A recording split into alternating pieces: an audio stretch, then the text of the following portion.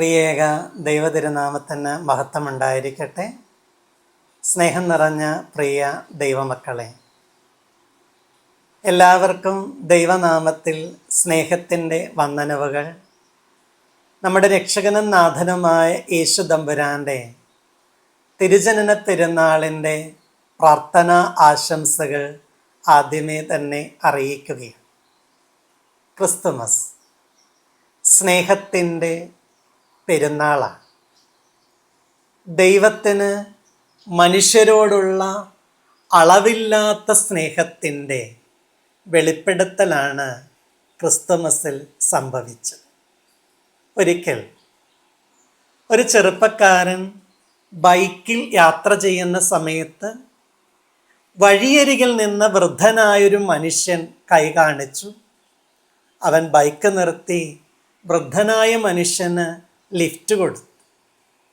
അവൻ്റെ പിറകിൽ ബൈക്കിൽ കയറിയ വൃദ്ധൻ അല്പദൂരം മുന്നോട്ട് പോയപ്പോൾ ചോദിച്ചു, മോനെ, നീ പ്രണയിച്ചിട്ടുണ്ടോ? ബൈക്കിൽ കയറ്റിക്കൊണ്ടുപോയ കാരണവർ വേണ്ടാത്ത കാര്യമൊന്നും ചോദിക്കേണ്ട ആവശ്യമില്ലല്ലോ എന്ന് മനസ്സിൽ തോന്നിയെങ്കിലും പിണക്കണ്ട എന്ന് കരുതി അവൻ പറഞ്ഞു, ഉവ്വ്, ഞാൻ പ്രണയിച്ചിട്ടുണ്ട്. അല്പദൂരം കൂടെ മുന്നോട്ട് പോയപ്പോൾ അയാൾ വീണ്ടും ചോദിച്ചു, നീ എന്നാണ് പ്രണയിച്ചത്? ഇഷ്ടക്കേട് മനസ്സ് നിറഞ്ഞു കവിഞ്ഞെങ്കിലും അവൻ അതൊന്നും പുറത്ത് കാണിക്കാതെ അവൻ്റെ പ്രണയകാലത്തെക്കുറിച്ച് വൃദ്ധനോട് ചുരുക്കി പറയുകയുണ്ട്. കുറച്ചുകൂടെ മുന്നോട്ട് പോയപ്പോൾ വൃദ്ധൻ വീണ്ടും ചോദിച്ചു, മോനെ, നീ ആരെയാണ് പ്രണയിച്ചത്?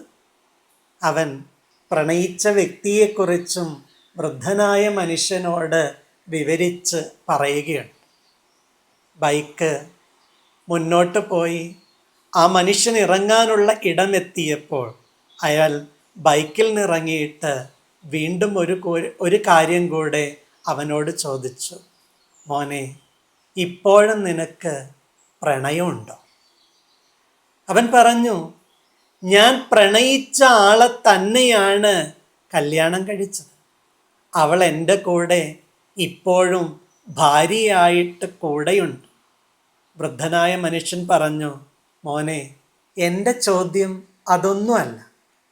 നീ ആരെയാണ് പ്രണയിച്ചതെന്നോ, പ്രണയിച്ചവൾ നിന്റെ കാമുകിയാണെന്നോ, അവളെ നീ കല്യാണം കഴിച്ചോ, അവൾ നിന്റെ കൂടെ ഭാര്യയായി ഇപ്പോഴും ജീവിക്കുന്നുണ്ടോ എന്നൊന്നുമല്ല.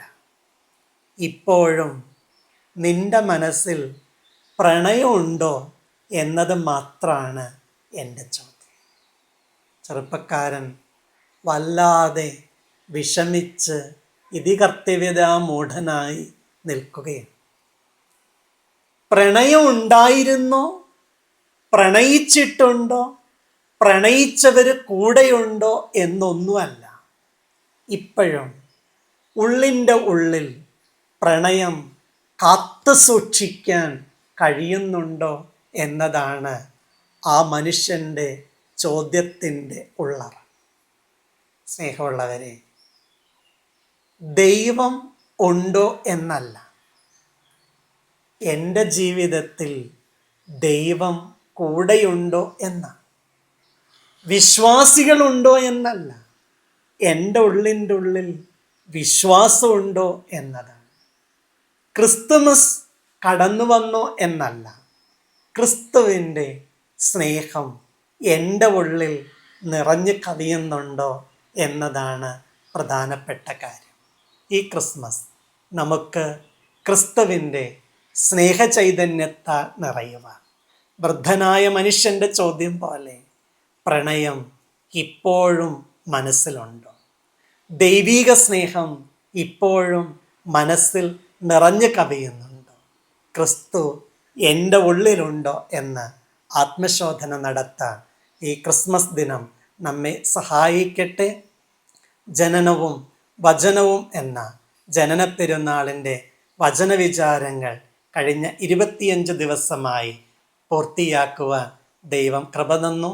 നിങ്ങൾ ഓരോരുത്തരും കേട്ടതായ ഈ ചിന്തകൾ ക്രിസ്മസിനെ കുറെ കൂടെ അർത്ഥപൂർണമാക്കി തീർക്കുവാൻ ഉള്ളിൻ്റെ ഉള്ളിൽ ദൈവ സാന്നിധ്യബോധം കാത്തു സൂക്ഷിക്കാൻ ദൈവം സഹായിക്കട്ടെ എന്ന് പ്രാർത്ഥിച്ച് എല്ലാവർക്കും ക്രിസ്മസിൻ്റെ ആശംസകളും പ്രാർത്ഥനകളും അനുഗ്രഹങ്ങളും സ്നേഹപൂർവ്വം നേർന്ന വാക്കുകൾ നിർത്തുന്നു.